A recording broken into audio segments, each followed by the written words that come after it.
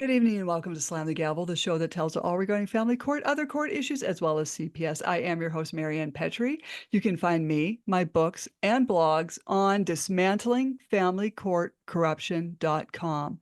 The book Dismantling Family Court Corruption, Why Taking the Kids Was Not Enough, came out in 2020, followed by Cry Out for Justice, Poems of Truth, followed by Raised by These Wolves, How Family and Federal Courts Are Failing Our Children. That turned into a bestseller as well, followed by Raised by These Wolves, Volume 2, Child Trafficking Through the Foster Care and Court Systems, which came out July 17th of 2024 as a bestseller.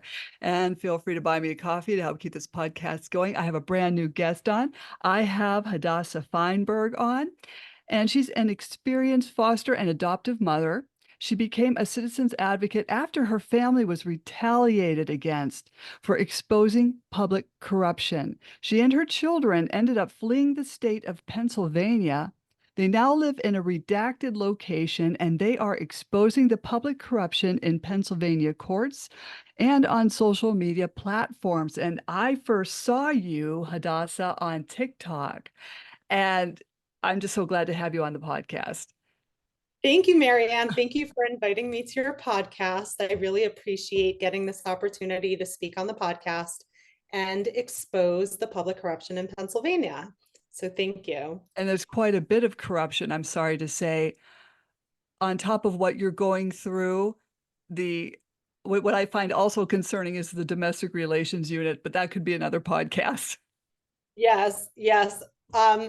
Fortunate for me, I'm not too involved with that area. I think I'm involved in quite a few areas right now, which is a lot. But I basically got involved in this rabbit hole of public corruption after my family exposed the Dauphin County employees for neglecting other children unrelated to me that were abused and abandoned by their biological parents. We called 911. 4 children were abandoned for more than 12 hours. They were found unclothed, soiled in feces, just in horrible condition. And they were released to me by the Harrisburg Police Department on October 12th of 2023. And at the time, I had pretty much, stopped fostering. I had already 3 biological children. My youngest child that I adopted from foster care was 3 years old. So I had 4 children. I'm a single mother, and I kind of, 4 kids is a lot, and that's kind of where I stopped. But when I heard that these 4 children were missing, I stepped up right away. I'm very passionate about helping other people. And I stepped up and I tried to get them a welfare check. And when they were found, after about 6 hours of, the police searching for those children, they were found in horrible condition. Now, what ended up happening was I was trying to reach out to the Dauphin County Children and Youth Agency because I knew them. I worked with them for 3 years. And I tried to get them to come out to the scene where the police were. I explained to them, the children are in horrible condition. You need to come out here. This isn't what I expected to walk into, right? I thought, the children were missing. I didn't know that those kids were going to be found in that condition. And I really felt that it was necessary for the experts, let's say experts, because after you hear this, you might not think that anymore. But I truly felt that they needed to come out because it was a very bad situation. And instead of coming out, they didn't come out for those kids. I ended up providing clothing from my own children that I had in the back of my car to the children. I'm not going to identify the name of the name of the family. I do speak about the family on my social media platforms, not by first name, just by last name, but it's a pretty generic name. And that was it. And they didn't come out. And once I got home with those 4 children, now don't forget, I have my own 4 children, and I just took in 4 kids that should be under emergency custody with CYS. Mhm. I took them in, I fed them, they were starving, fed them, cleaned them, gave them baths, everything. And that night, I noticed that the children had a lot of bruises. So, that was something I couldn't see. It was evening when they were first released to me. It was dark outside, Mhm. it was a quick, like, here, you take them with you. No. Um, but I didn't know that they had bruises until I got back to my house. And I made my first child line call that night as a mandated reporter. Mhm. I had been a mandated reporter for almost 10 years.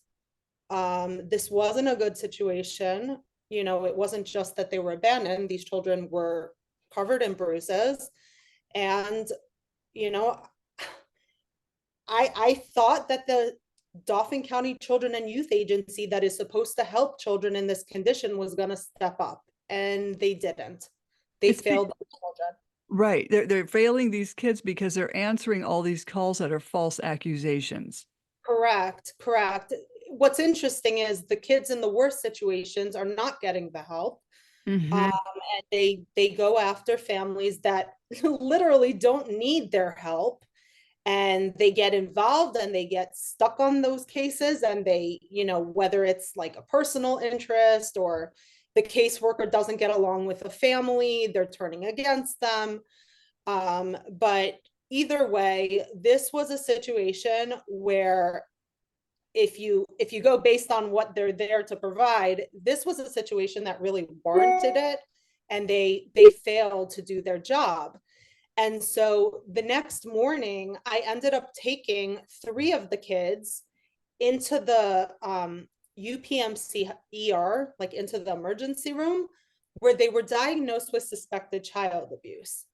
And the one child, at the time she was 3, she had 2 parallel lines on her wrist. Mm. um, I have a picture of it. I don't know if you want to see it, but it doesn't show her face. I can just show you what her wrist looked like, which appeared to be either like burns or ligature marks. Right.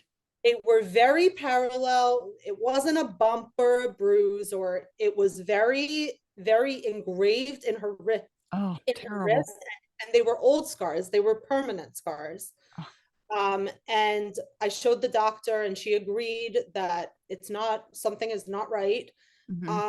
And I tried to call Dauphin County Children and Youth again from the hospital. They refused to come out to the hospital. They didn't come out there. And they basically told the doctor that, like, we can be discharged. And so we ended up leaving the hospital. So, like, no tests were provided. The kids were not checked for substances, there was no blood work done. Oh, And after we left, I was given the discharge paper. So I still have the discharge paper. It says that the kids were diagnosed with suspected child abuse. The doctor documented that she had called the police and filed a child line report. So you have not just me saying that, now you have a doctor saying that as well. mhm. Um, and we went home. And after that, I'm very persistent when I know that something is wrong. And I tried to reach out to the commissioner's office, Commissioner George Hartwick from Dauphin County. He is fully aware of the crimes that were committed. He is fully aware that the Dauphin County employees failed to respond. And his secretary, basically, her name is Julie. His secretary, Julie, she basically contacted Dauphin County Children and Youth and said, like, you need to go out to her house. She's asking for you guys to come see the kids. Mhm. Anyways, that evening, that was October 13th of 2023. That evening, Scott Smith, now you're going to want to remember this name because he ended up stalking my family almost 2 weeks later. But Scott Smith, he was a supervisor and caseworker from Dauphin County Children and Youth. He came out at about 6:30 on a Friday night. It was October 13th. I had been begging them to come out to see these children. And when he came out, he saw the kids, he took pictures of the bruises. I gave him a tour of the house. They knew me for 3 years, but we had recently like bought a bigger house. So it was their first time coming out to our bigger house. I gave him a tour. During that tour, he got to see my son's medical bed. My son had a prescribed like safety bed. My son is on the spectrum. And anyways, so that's what happened that night. And then the next day, I don't think we heard from them at all that day. I might have like texted back and forth a little bit with the caseworker. I don't think there was much to it. Then on Sunday, this was 13, 14, 15, October 15th, they set up, I asked them to set up transportation for the kid. One of the kids, so one of the 4 children that was not mine, was in kindergarten. So she needed transportation because my kids were going on the bus to school and we wanted her to be like in the same routine. They set up transportation. So, obviously their intent was, oh, she's going to kinship these kids. The kids are going to stay with me until they find something more permanent. And on October 16th, this was on the Monday, on October 16th, they scheduled a kinship meeting with me, the mother of the biological children, and Dauphin County Children and Youth. So at the meeting, they said, do you want to kinship these children? And I said, I'm happy to kinship them, but I don't want to do it permanently for, having 8 kids by myself is a lot.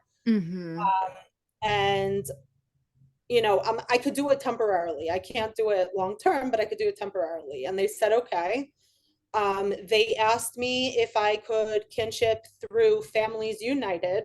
It's a foster care agency. And I told them that I didn't want to do it through Families United, that I had a relationship with another foster care agency and I wanted to go with them. We disputed that. They didn't like that I was standing my ground, that I could even have a mind for myself. Yeah. How dare you? How dare I? Their word is like the rule of God, right? Because if you go up against them, your life is destroyed. It is, right.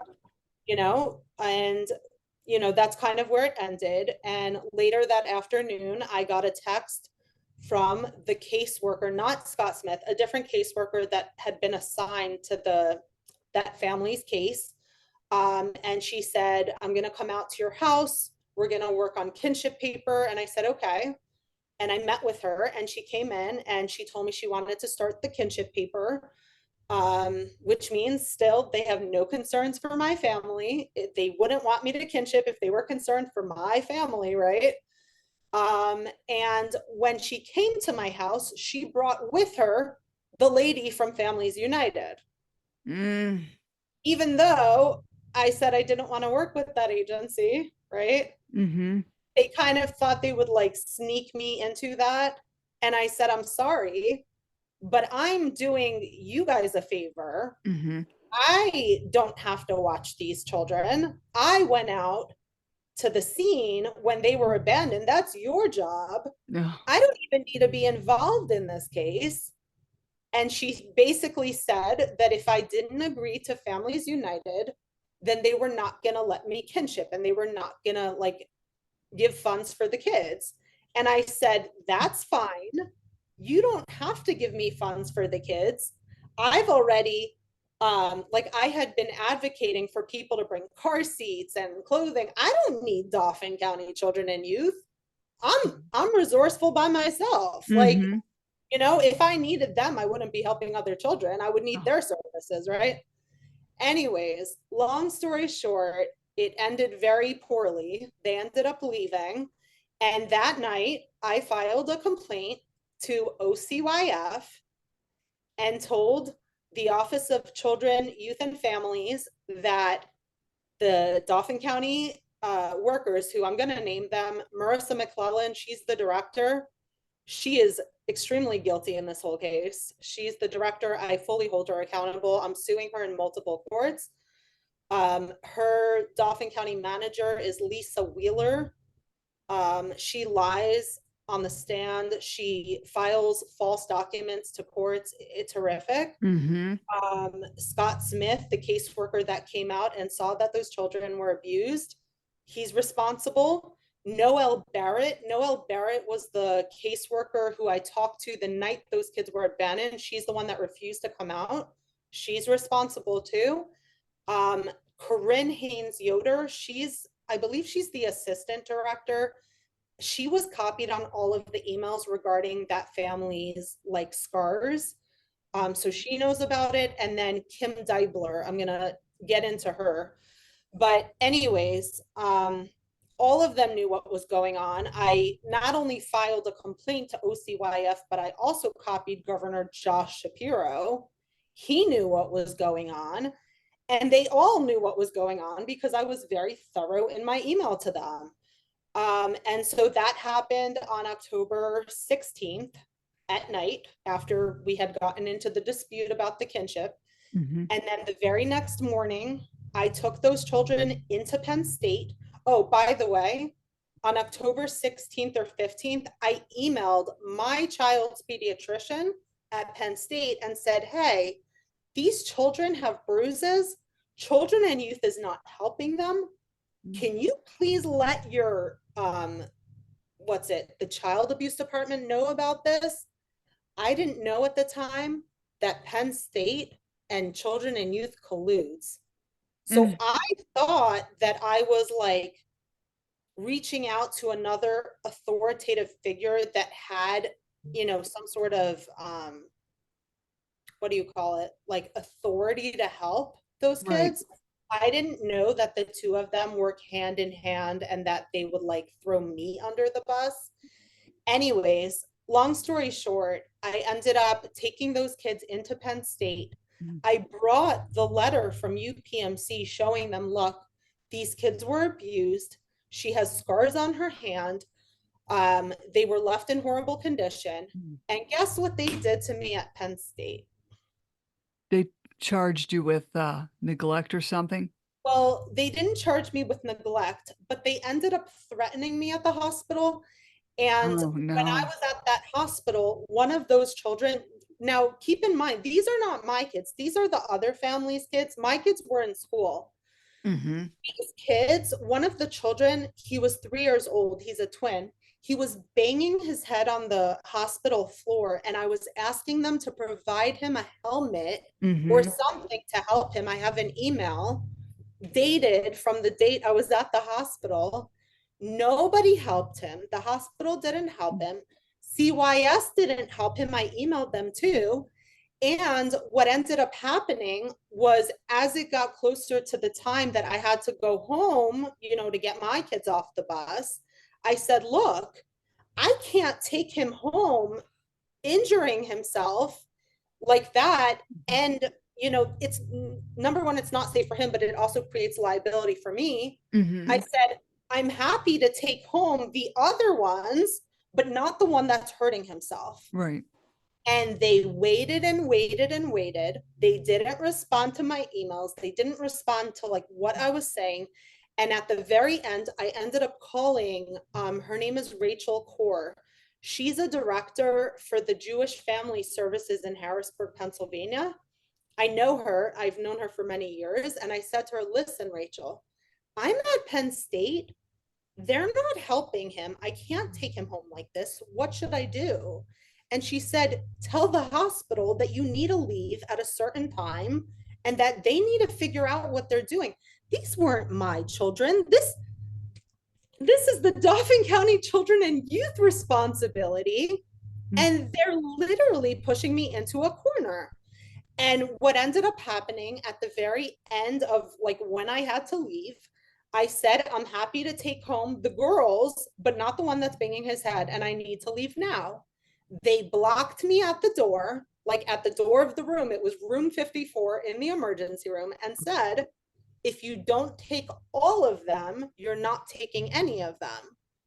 And I said, okay, then I'm leaving because these are not my children. I don't have custody of these children. You guys are the agency that's supposed to be taking care of them. So if you don't want me to leave with the ones that are not hurting themselves and, figure out a plan for the one that's hurting himself, then I'm done. I'm out. I'm not going to keep putting myself in this position and being forced into this crazy situation where you guys are not doing your job. Mm-mm. Anyways, I stayed on the phone with that director. She is a witness. She knows that they threatened me. She stayed on the phone with me until I got out to the hospital parking lot. I was shaking. I Oh. could not believe that Penn State, that the doctor, her name is Dr. Catherine Crowell, that doctor was helping the Dauphin County children and youth employees when I was the one who had cared for these kids for 5 days and they were failing their job. I couldn't believe it. I was in total shock. Anyways, I end up going back. I had to get back. I was kind of running late. I had to reach out to a neighbor. I was like behind because of how long it took them to like Sure. respond. And anyways, I end up getting home and my 4 kids get off the bus. The one kid that I had, set up the transportation for, she gets off. And 5 minutes later, the children and youth caseworker comes out to pick up the other child and take them. So like it was easy for them to take the kid within like 5 minutes of me getting home, but they couldn't come out to the hospital for these kids. They couldn't come out to the scene on October 12th when those kids were abandoned. What?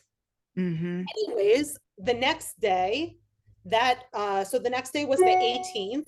The next morning, I go to the Harrisburg Police Department to file a report and basically follow up, like what's going on? These kids are abused. I haven't heard from the police. They're not doing an investigation. What's going on? And when I go out there, I get a text message from Scott Smith. Remember Scott Smith, the one that came out on the 13th that I hadn't seen since the 13th? Today's the 18th. I haven't seen him since the 13th. I haven't heard from him. Well, he's out at my house knocking on the door, and I'm at the police department downtown. So I'm trying to follow up on my complaints against CYS and the children, and he's at my house. And I say to him, I say, I don't have those kids anymore. I thought maybe he didn't know. Mm-hmm. Oh, Mm-hmm. no, it's not about those kids. And I'm like, Oh. okay. I didn't know what he wanted. Long story short, they end up filing, they themselves, like nobody else called Childline for my family. They made their own report against me. And I know because I have the documents, which took forever to subpoena. Mm. They end up filing a complaint against me that they have concerns for my son's safety bed, Oh. which they didn't bring up on the 13th when they saw it. They had no concerns. Okay. And they end up, because they filed a report that gave them an open door to go into my kids' schools on the 19th, the 20th, the 21st.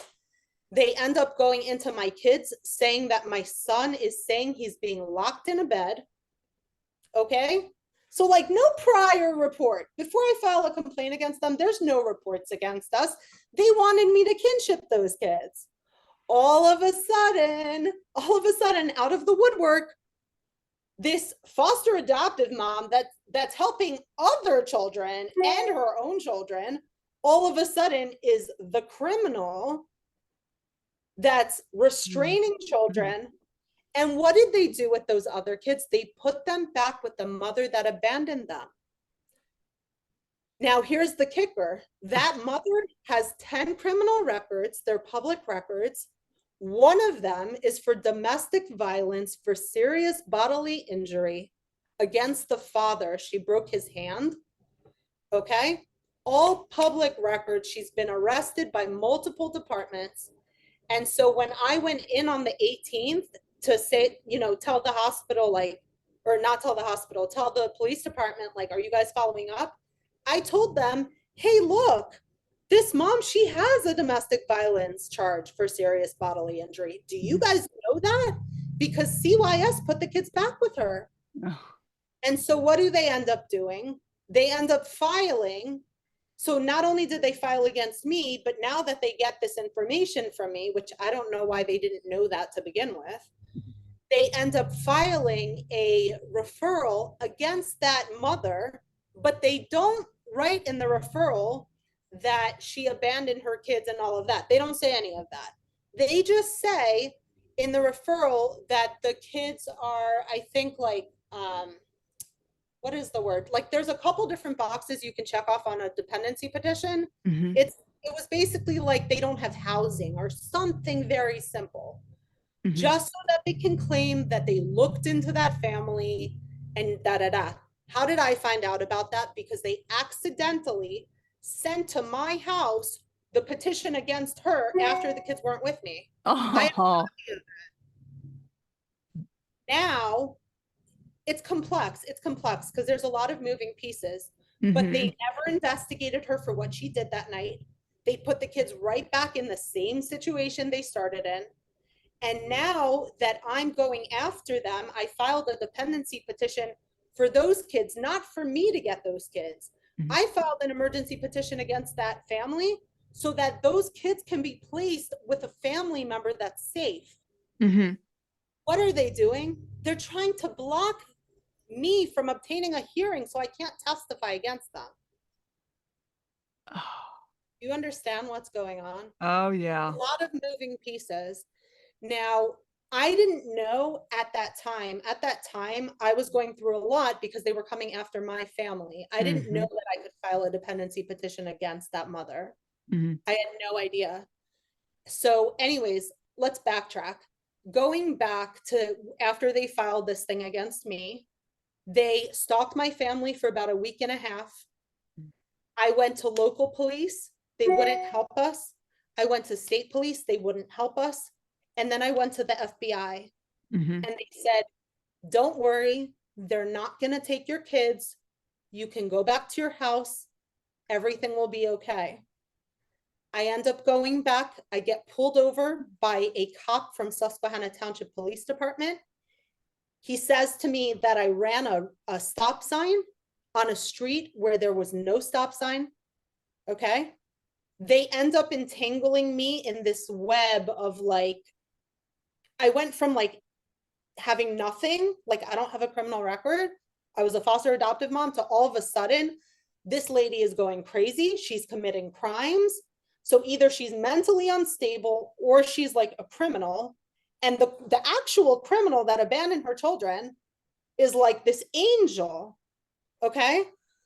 And anyways, so this guy pulls me over and I appeal it. Mhm. And when I go to the appeal, they end up dismissing it because it never happened. Mhm. We never had a hearing because they dismissed it. And I end up filing a very large RICO lawsuit against them.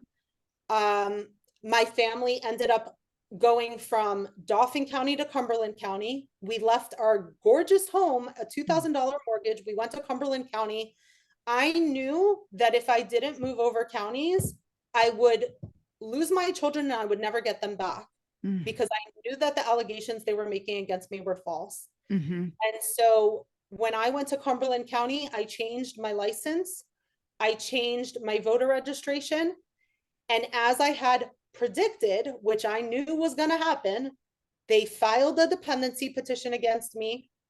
They lured me back to Dauphin County so that they can get my kids. 3 of my kids were in school, 1 of my kids was sick. They end up serving me with a warrant. They take my children. And they tell me this was on a Friday. It was on November 3rd. They tell me that I'm going to have a shelter hearing on November 6th at the Dauphin County Court of Common Pleas. I was livid. Everything I told the local, state, and federal, Bureau of Investigation was correct. Mhm. Nobody had listened to me. And I knew it was going to happen. And on November 6th, I show up at the shelter hearing and I basically tell Judge McNally that we don't live in Dauphin County, we live in Cumberland County.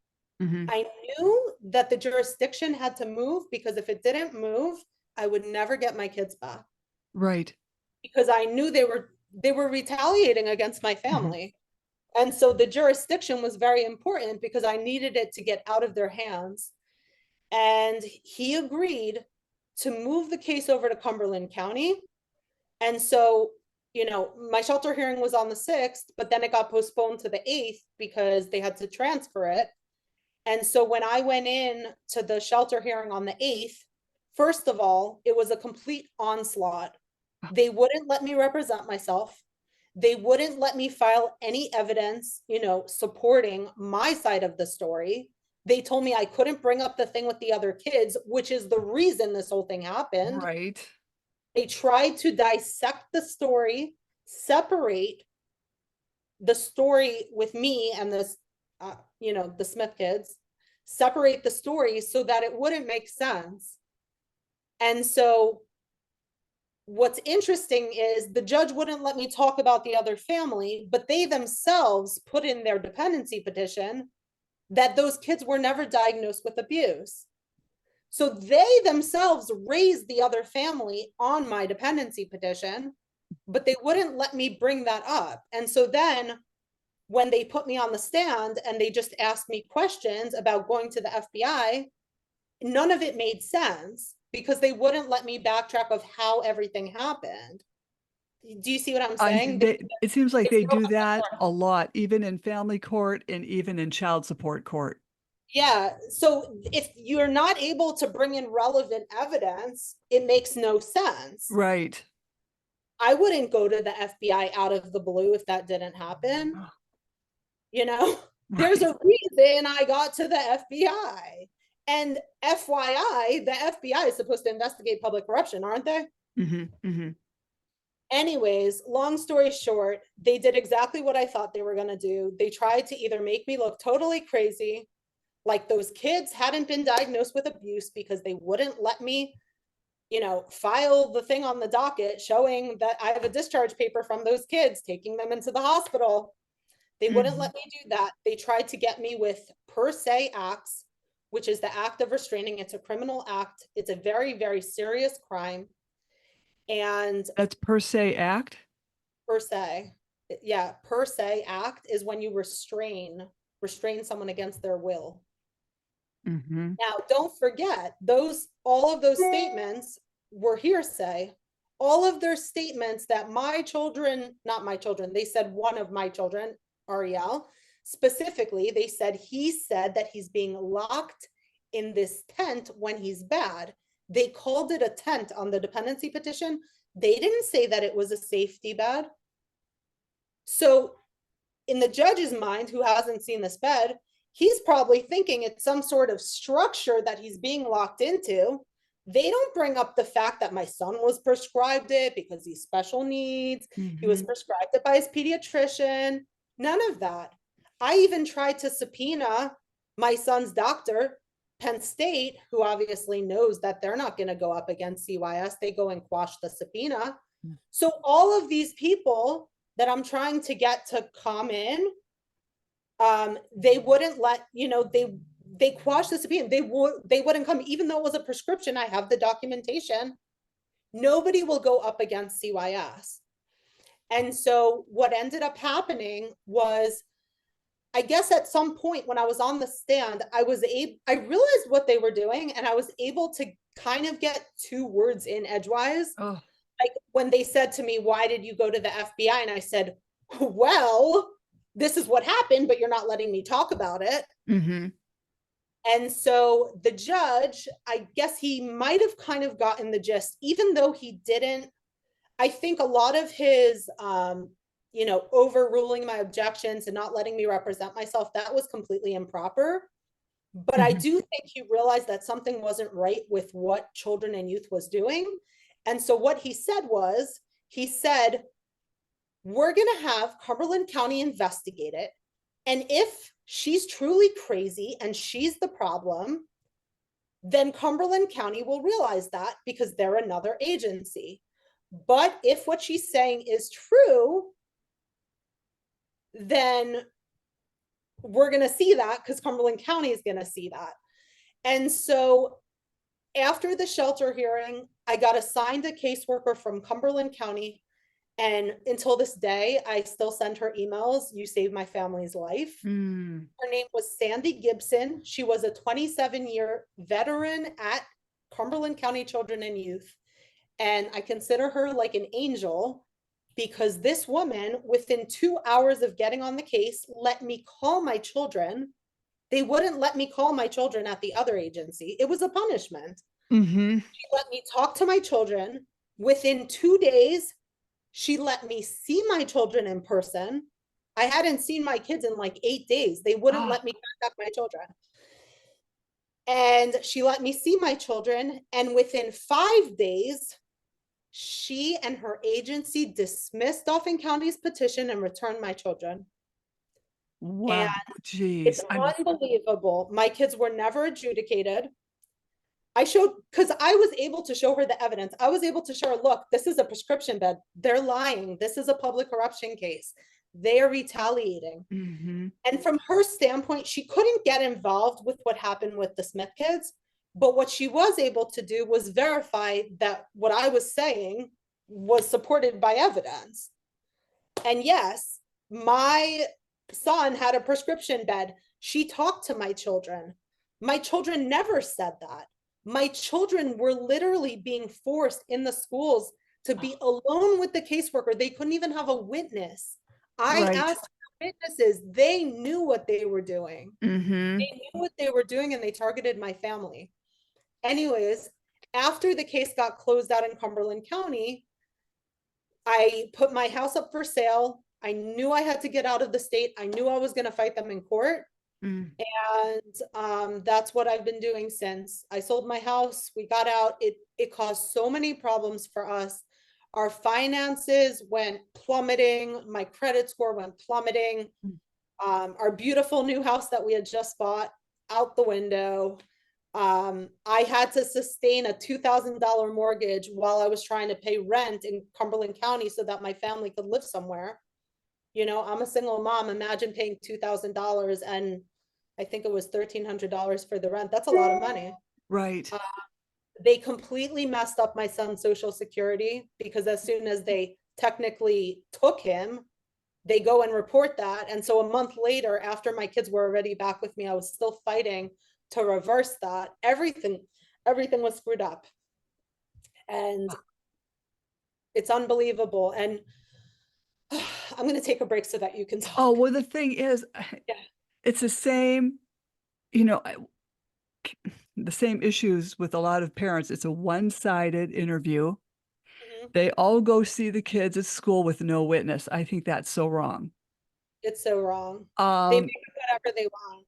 Well, I called the school and I said, what is your protocol when these people come in and take the kids into another room? Isn't there a chaperone? And they said, no, that our policy is that, you know, OCY can come in and talk to the kids at school. I, I just can't believe all the power they have to write a lopsided, one-sided interview. In your case, as well as mine and other parents, Well, they, especially when they're targeting you. Like right. I knew that Scott Smith was the perpetrator because I knew that they were retaliating. And so when I told the schools my kids cannot be alone with him, they are trying to fabricate a story. I had no option. I didn't have rights over the decisions with my children.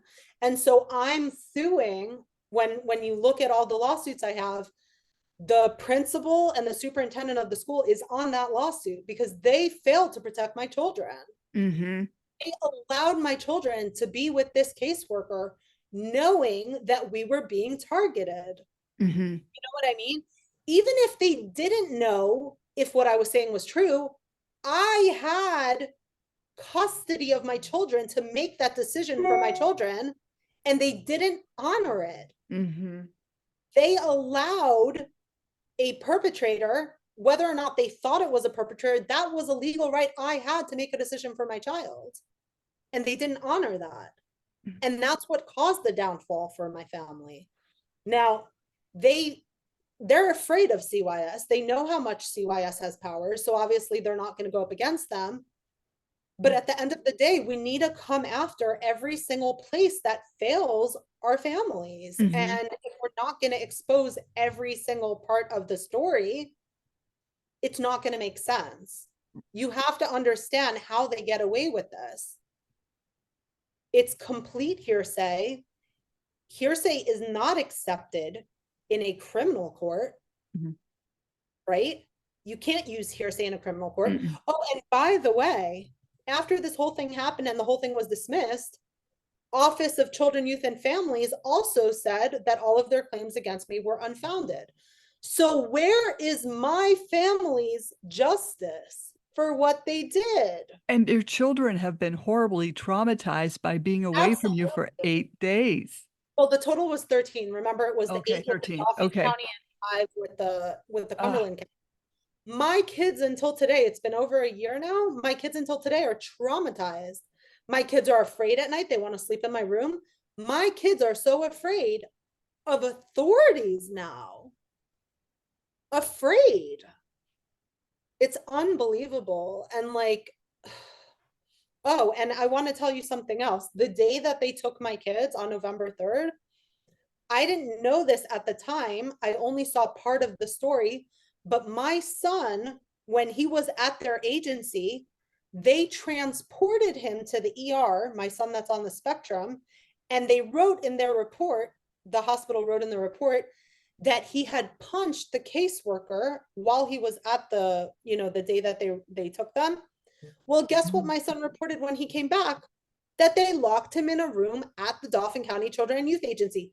Now, when I reported that to Childline, not a single person came out to talk to my son. So they can file against you, but they are absolutely touch-free. Nobody can charge them with a crime. If they restrain your children, it will never be known. They can kill kids and nobody would ever know, because nobody will investigate the employees of Dauphin County Children and Youth. Nobody. And the local police department, Leanne Tarasi, she's the one that had lured me back. She basically said she was going to investigate them, but she set me up and served me a warrant. She told me at the end of this whole thing, she said, we can't investigate them. We work with them. So then who investigates them? Who investigates county employees for crimes against families? Nobody. Anyways. Yeah, I mean, the head of human services in Pennsylvania, Valerie Arkush, and I'm suing her. yeah, they're not doing anything at all with these rogue caseworkers. I really think they should just abolish CPS, all these alphabet soup agencies. They don't do their job anyway. I And know here, they don't do their job, but then they say, oh, but there's going to be kids that are abused. Yeah, which you guys are not taking care of. right. And then, And then that's you're where, hurting so many other people. right. They should just call the police. If a child is being battered, that's assault and battery. The police should handle it. And maybe, Exactly. yeah, and there should be something else installed besides, instead of CPS, that will help kinship placement. Yeah. Well, so I mean, okay, child abuse is a crime. So if it's a crime, it should be handled by the police department. Right. Foreign officers, even though a lot of them are covering up stuff for children and youth. Who are children and youth? Who are they? How are they this special untouchable agency? Marissa McClellan, she's an attorney. Attorneys are known to lie, first of all. But Yeah. anyways, she's an attorney. Her experience doesn't make her more experienced than me fostering, me with a bachelor's degree, me teaching in schools. She can't be this ultimate, like, I'm God. I like, my word is 100%. No, she's just another person off the street that has a law degree. That, yeah. People, they're under this umbrella of like these experts. They're not experts. They are not experts. And even the doctors are cowering to them. Look at Penn State. Look at the doctor there. Look at what they did. It's unbelievable. And at the end of the day, I have so much physical evidence, but what they do is they expect no attorneys to be able to help you. And if you're going to fight them, you have to fight them by yourself. So if you have no legal knowledge, it's very, very difficult to get justice. It's not that the crimes are not committed, or it's not that the crimes are not being committed. It's the fact that there's a very challenging obstacle of navigating the legal system up against these people. And so, there's so many cases that people could have justice up against these people, but they're not being represented. And then the caseworkers that are being represented are having free legal representation and are mowing everyone else over. Yeah, it And must so be nice. it must be nice. They're using people's tax dollars to basically cover up their crimes. It's unbelievable. Yeah, the So, taxpayers don't know any of this goes on until it happens to them. oh yeah. What they've made people think is that children are only removed from their houses when there's an actual crime, and that's false. That's completely false. Hmm. These caseworkers are committing crimes left and right. They're manipulating evidence. They're manipulating, court testimony. I mean, look at the dependency petition that I filed. I ended up filing this back in, I think it was like May or June, against this family because I realized, hey, look, just like they can file dependency petitions, we can do it too. Did you know that we can do it by ourselves? Nobody ever tells you that. Mm-mm. Well, you can, as long as you have standing on the case, meaning like you have an interest in the case, which I do because I took care of the kids. And not just that, but it also affected my family after they lied and da da da. I have an interest in the case. And by the way, when I filed it, guess what happened? The judge granted the emergency removal, but then 3 days later, when he contacted Dauphin County Children and Youth, they reversed it because they would have been incriminated. He didn't realize at first what was going on. And I'm using that against them in court now because I clearly had solid evidence for the removal of her children. I had the hospital report, I have pictures of bruises, and those county workers are in trouble. They need to be held accountable. Right. They Yeah. need to go work at McDonald's. I don't even know if McDonald's would hire Yeah, I them. don't know if that's a great idea. I mean, people are like federal like criminals, like prison, prison Right, time. right. Marissa McFarland. I don't know. Like if you Google her name, it's like Advocate of the Year, Advocate of Oh, the Year, Advocate of the Year. If I can't speak up and I fostered and adopted with that agency and they can run me over like this, mhm. think of the families that haven't worked with them. They have no chances, no chances. I It's don't think, unbelievable. yeah, I don't think any parent has a chance when there's been a false accusation and there's no child abuse going on. They're just doing it to, they may have an ex that wants to get even with them or someone at work that wants to get even with them, and they just roll with it and destroy people's lives. You had to move out of your home, and also my credit score tanked as well because of these people. Not these ones that you're talking about, but other ones. It's just so disgusting. They come in your house and they light a fire in your dining room and then they just leave and you're just left with this mess. I know. There's no accountability.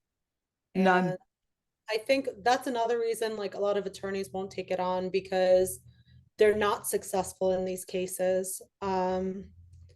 I talked to a federal attorney like early on about what should I do and da da da, and he said like they're one of the most corrupt agencies that there is. They don't wear body cameras. Everything is rubber stamped hearsay. You have Mhm. no you have no rights. It's a completely constitutional violation. And it's horrible. They're destroying so many people's lives, but it's a multi-million dollar business and they're not gonna I'm kind of hoping that Trump, focuses on it, but I do, yeah, I do too, because this is a big problem. This is what, between the judiciary, judiciary and CPS, they're destroying this country from the inside out using the families and the children. I know. It's crazy. And like you said before, like the police department, if someone is battering a child, then just like I called 911 and the police came out, CYS didn't come out. Right. CYS didn't come out. But see, at the time, I don't think the police knew that the kids had bruises. So when I kept filing reports, they should have come out to see that, which they didn't follow up with because they thought CYS would follow up with it. I have a recording from the law enforcement officer that was out that night saying that he couldn't believe that they put the kids back with the mother. I have the audio, it's on YouTube. I uploaded it to YouTube. So where is the state? Why is the state not doing anything about it? Why didn't the FBI investigate more? Yeah, so the FBI, what ended up happening was my family, that very first week when they were coming after us, after we went to local and state and nobody would help us, I took my kids to Baltimore. I actually went to high school there. I have a lot of friends there. And the closest field office was Manassas, Virginia. It was over the weekend. They said that was the only one that was open. And so I went out and I talked to the FBI agent. His name is Kenneth Keller. I talked to him for about 3 hours.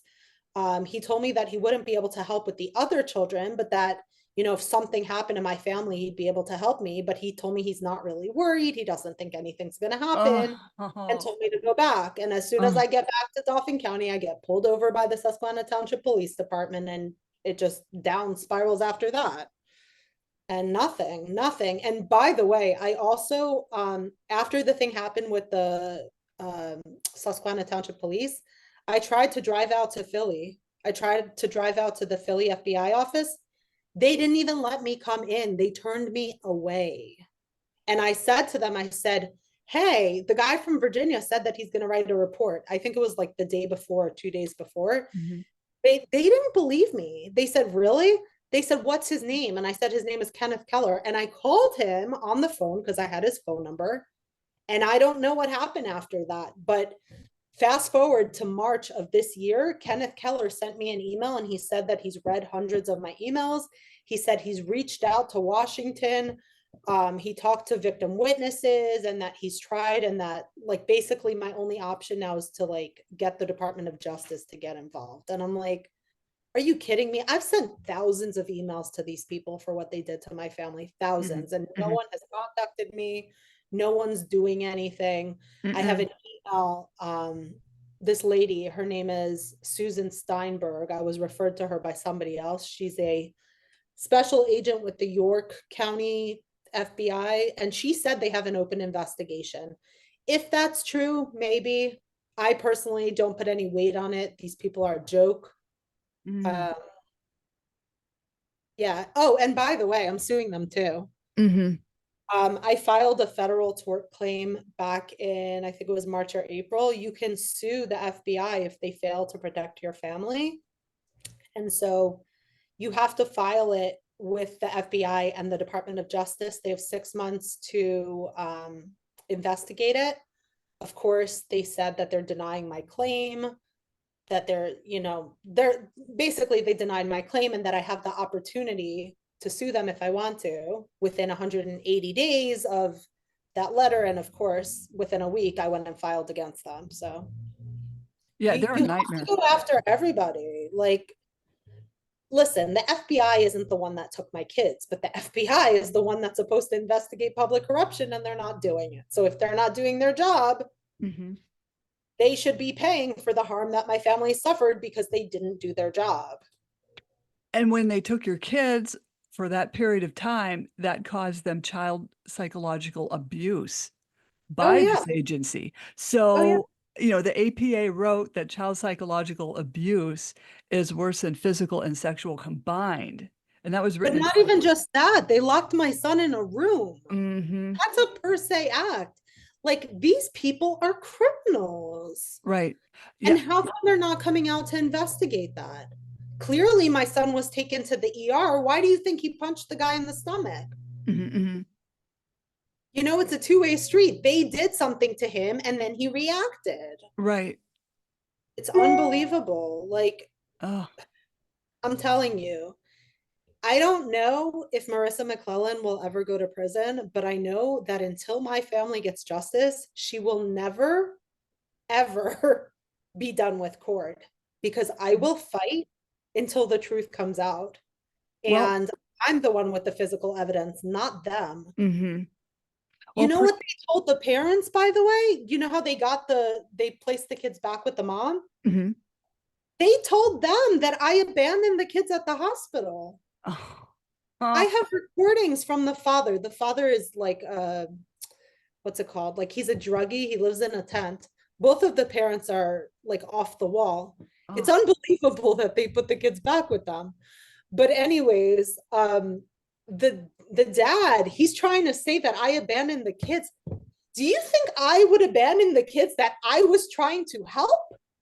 Does Mm. that even make sense? No, no. No.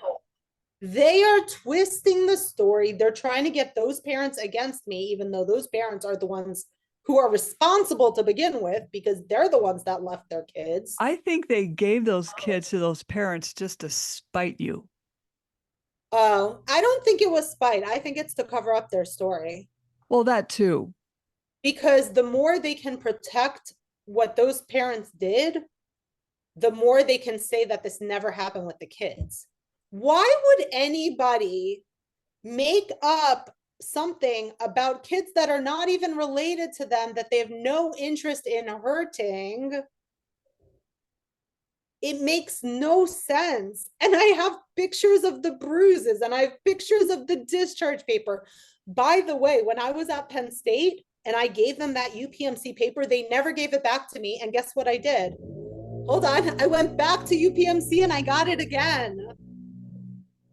So when they filed the dependency petition against me and they wrote that no hospital indicated those kids with abuse, they didn't realize I had gotten it again. And I tried to put it on the docket, but they wouldn't let me. But I have it and it's in the federal court.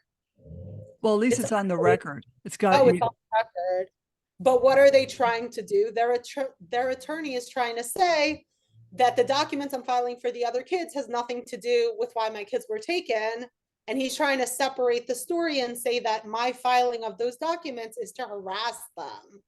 Like that I should be sanctioned for putting those documents on the record to harass them when it's irrelevant. Right. What? Yeah.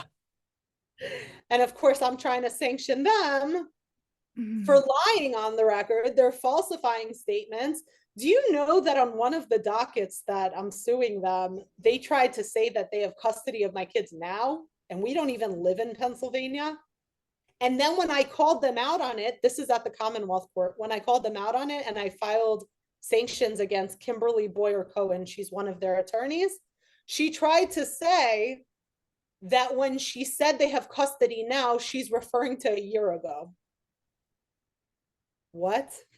It doesn't even make sense. Anyways, we'll see what the court says. We'll Well, see they what they all perjure themselves on the witness stand. That's all I have seen. think. It's crazy. It's so crazy. I'm just It's so, yeah.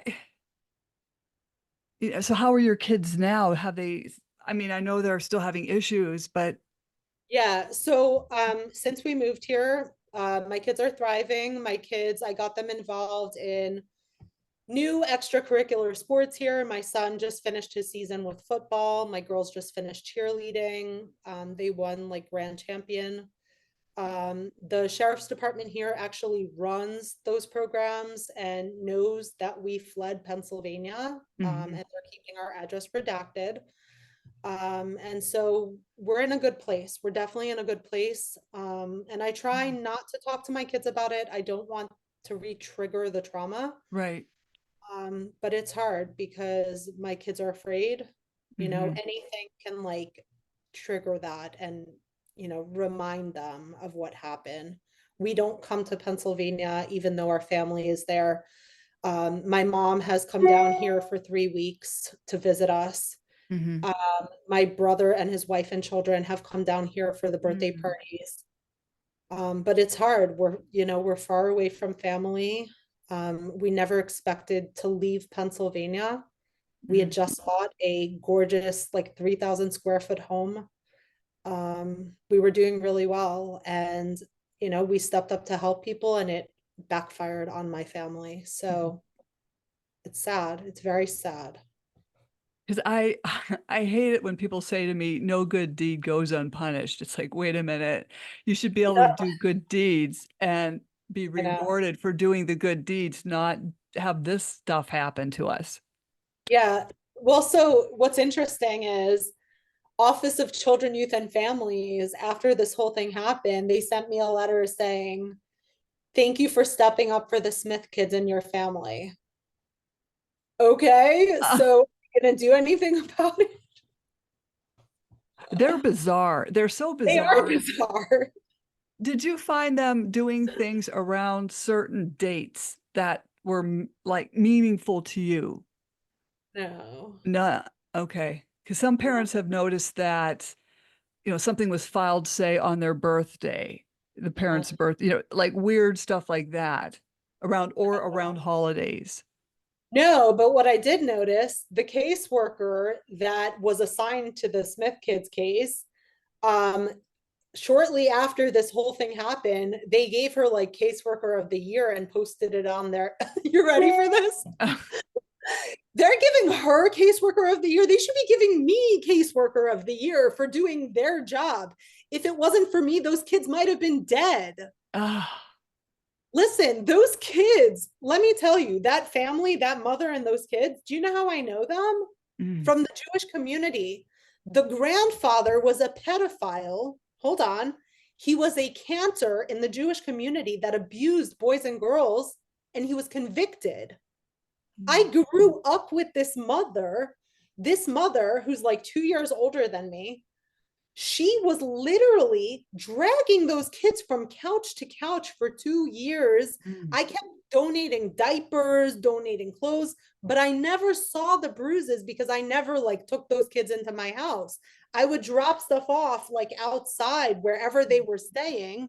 And so I thought like, okay, they're having a hard time, but I didn't know how bad it was until she abandoned them. Ah, They want to they want to congratulate a caseworker for helping a family after they failed that family for 2 years, and it took my family being destroyed for them to even get involved with that family ah, and cover it up. Please. I know they posted that on purpose. mhm. 100%. Out of all their caseworkers, like how many caseworkers do they have? Like 200 caseworkers. Out of all their caseworkers, they pick the one that covered up the crimes. Come on. Yeah. Yeah, Oh, geez. Oh my goodness. I'm so sorry. You it's have okay. gone through all of that. And now you're doing all this paperwork and filing motions and going through. I've been there and done that. Ah, I know. Well, so I know you told me a little bit about your federal case. But what I've noticed now, we're waiting on an order from the federal judge. I don't know. We've both filed sanctions against each other. I filed sanctions against them, and then they filed sanctions against me. I filed for them falsifying statements. They're trying to file for me submitting evidence that they feel is irrelevant so that they can mess up the chronological order of the case.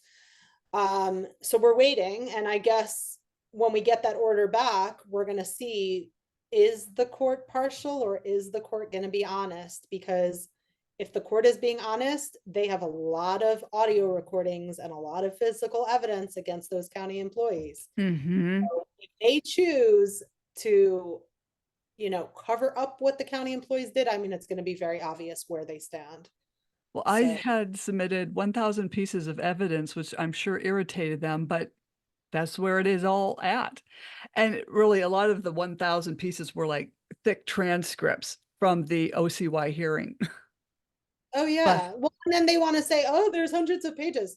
right, Yeah, there is. yeah, and There this is. I'm sorry that there is, but that's what you guys did. that's what they did, and they Like, don't. that's the evidence. I don't know Right, what you want from me. I know. And then Yeah, like, I oh, and had then they're not attaching anything because they don't have anything because they committed the crimes. right, and I had a magistrate openly admit on a telephonic phone conference that he just didn't read the exhibits that I submitted. So I had to file a motion for the judge to read the exhibits. And you would think that if you filed it with the court, they read them, right? Apparently not. I had to Yeah. make him do it. So he probably read them or glanced at them, and within 2 days, I had some other. He wanted to dismiss the case. That's when I took it to the appellate. It's like, wait a minute, you're a magistrate. Shouldn't there be another judge above you that should be going over this stuff? Because if you're not going to do your job, maybe that guy should be doing your job. I'm I know. confused. Why do we have a magistrate? I know. It's crazy. The whole thing is crazy. But I think that we are going to get justice, and I don't know if it's going to be now or in 10 years, but I know that I have like eight. Well, I have like one, two, three, four, five, six, seven. I have 12 lawsuits that are active right now. And what they don't like about me is that I keep up with everything. Yeah, good. I don't miss any deadlines. I'm fully invested in this. I know what happened. I know the facts of the case. They can spin it as many times as they want. It's never going to change the story, and I'm not going away. So, um, like their best bet would be to try maybe to settle with me so that my family can have some closure. But Right, outside of that, like I will never stop fighting. Never.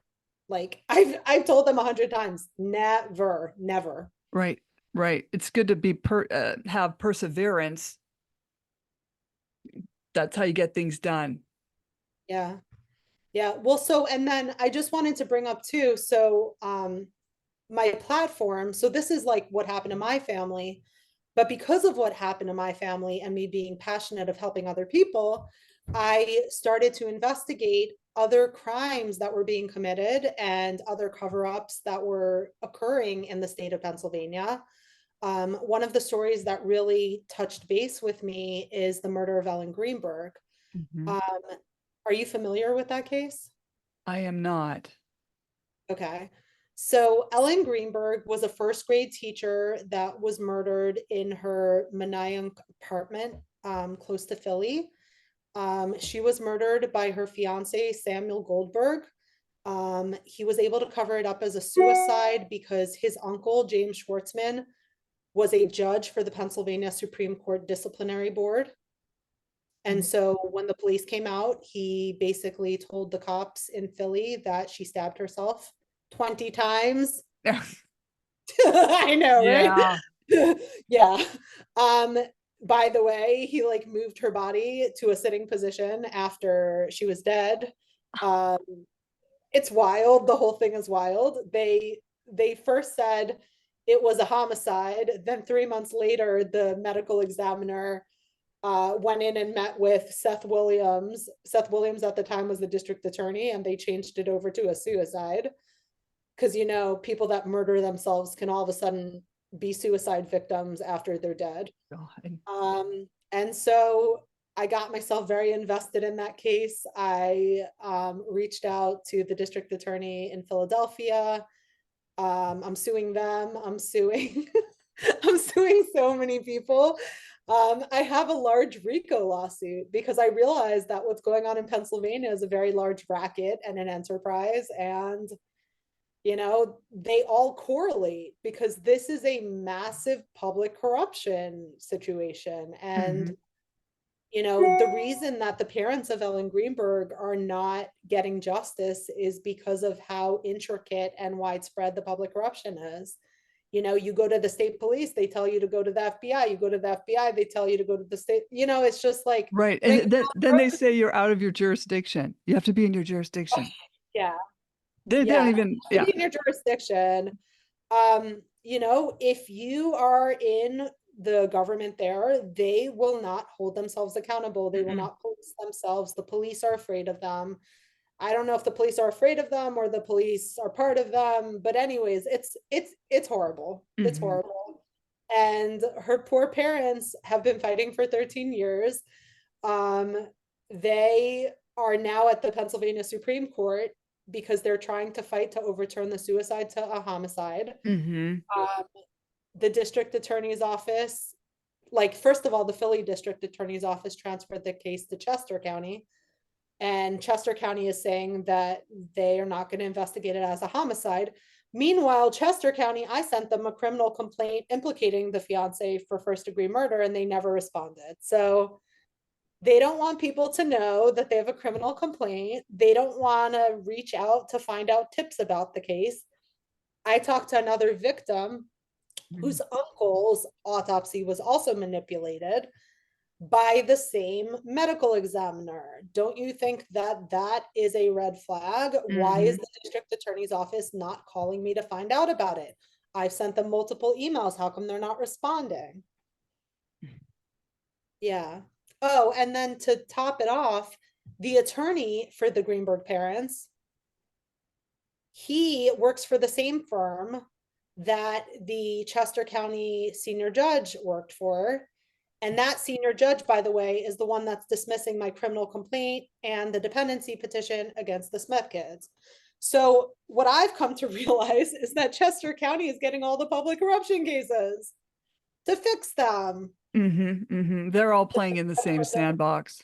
Yeah, so I'm going up against all these people, Oh, gee, God bless hoping you. that hoping that someone does something. I tried to file the RICO lawsuit in Maryland to get it out of the hands of Pennsylvania Hmm. by putting one of the defendants in Maryland, but then they tried to transfer it back to Pennsylvania. I filed an appeal, which is up in Virginia. The Virginia Appellate Court oversees Maryland. Hmm. We do have an open appeal there for the RICO case.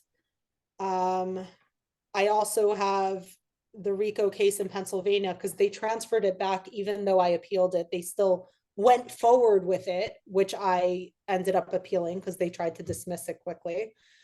Um, yeah, there's a lot of cases going on. We're in the Commonwealth Court. I'm trying to sue them there for RICO. There's a state statute. I think it's like 911. Ironically, it's God. 911 Oh my statute. God. But there's just a lot. There's a lot There going on. is. Well, I mean, I'd like to have you back on for an update, when things progress. Thank you. Yeah. I know it's a lot. It's too much to cover in an hour. Oh, I understand. And how can people reach you if they have any questions? Yeah, so my platform is Speak Up. On Facebook, it's Speak Up. It's a little logo of a Don't Tread on Me yellow background with a black snake. On X, it's Speak Up PA. On TikTok, I think it's Speak Up 249. And I also have a YouTube channel, which I don't post that much on because there's just so much going on. But that's Hadassah Feinberg. So, Okay. Well, I totally thank you. Don't jump off, okay? okay. Slam the Gavel is a podcast to help the public understand what really goes on in these courtrooms. I'm your host, Maryann Petri. You can find me on Spotify, YouTube, Apple iTunes, iHeartRadio, Google, and other platforms I don't even know about. Again, feel free to buy me a coffee to help keep this podcast going. And I thank you so much, Hadassah Feinberg, for speaking out, really. Thank you.